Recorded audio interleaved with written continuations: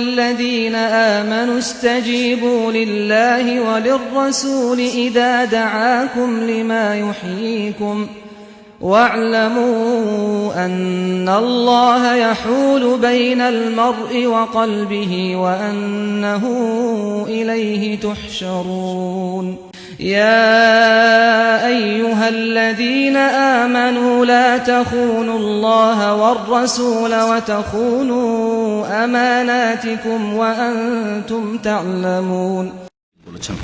তাউস রাহমাতুল্লাহ আলাইহি প্রখ্যাত তাবেঈ ছিলেন, তিনি বর্ণনা করেছেন, আবু দাউদে এই হাদিসটি আছে।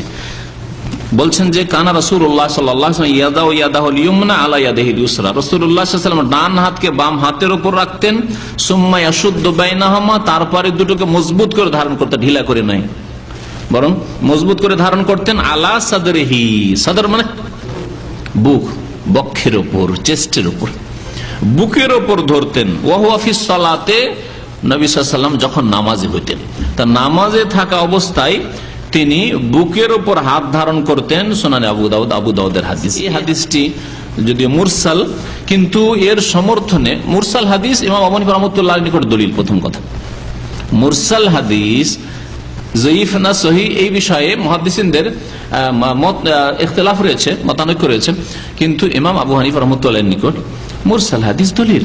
তাবেই যদি বলেন যে রাসূলুল্লাহ সাল্লাল্লাহু আলাইহি ওয়াসাল্লাম বলেছেন, মধ্যখানে সাহাবীর নাম উল্লেখ করলেন না, সাহাবী কে ছিলেন তিনি, তার নাম শুধু উল্লেখ করা হয়নি, এই হাদিস দলিল। এই হাদিস এখানে পেশ করলাম যাতে রয়েছে সিনার কথা, সিনার উপর, বুকের উপর হাত বাঁধতে হবে। ولا تلبسوا الحق بالباطل وتكتموا الحق وأنتم تعلمون। এইভাবে সিজদা করবে আর মহিলারা একবারে জড়সড় হয়ে মাটির সাথে জড়িয়ে গিয়ে সিজদা করবে। এই যে হাদিস বর্ণনা করা হয় মুরসালুন, এই হাদিসটি হচ্ছে মুরসাল, আর মুরসাল হাদিস যঈফ, লা হুজ্জাতা ফি, এতে দলিল নেই। যখন হাদিস যঈফ মুরসাল, সুতরাং এতে কোনো দলিল নেই।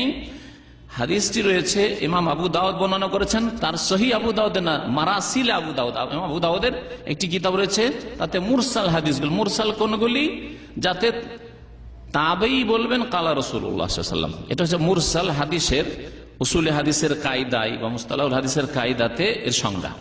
মুরসাল হাদিস কোন হাদিসকে বলা হয়? কোন তাবেই যদি বলেন কালা রাসূলুল্লাহ সাল্লাল্লাহু আলাইহি ওয়াসাল্লাম, আল্লাহ রাসূল সাল্লাল্লাহু আলাইহি ওয়াসাল্লাম বলেছেন। হাদিসকে যঈফ কেন বলা হইল? এই জন্যই বলা হইল যে তাবেই নবী সাল্লাল্লাহু আলাইহি ওয়াসাল্লামকে দেখেননি, পাননি, আর বলছেন আল্লাহর নবী বলেছেন। তাহলে মধ্যখানে যে গ্যাপ, যার কাছ থেকে ওই তাবেই শুনেছেন তিনি কে হতে পারে? যদিও বিশ্বস্ত হন তাবেই, তারপরেও যার কাছ থেকে বর্ণনা করছেন তিনি যদি সাহাবী হন তাহলে ভালো কথা, কিন্তু এরও সম্ভাবনা আছে যে সাহাবী নয়, এক তাবে আর এক তাবেই থেকে শুনেছে। আর তাবেইদের মধ্যে তখন যেহেতু সহিহ যঈফের ব্যাপার স্যাপার চলে এসেছিল, স্মৃতিশক্তির ব্যাপার চলে এসেছিল, কারণ আল্লাহ পাক কোরআনে কারীমে শুধু সাহাবায়ে কেরামদের সার্টিফিকেট দিয়েছেন, যেন সাহাবায়ে কেরাম সম্পর্কে তিনি সহিহ না যঈফ, তার সূত্র বিশ্বস্ত কিনা এটা দেখার প্রয়োজন নেই, মুহাদ্দিসিন কেরাম বলেছেন। কিন্তু তাবেঈর ক্ষেত্রে দেখতে হবে।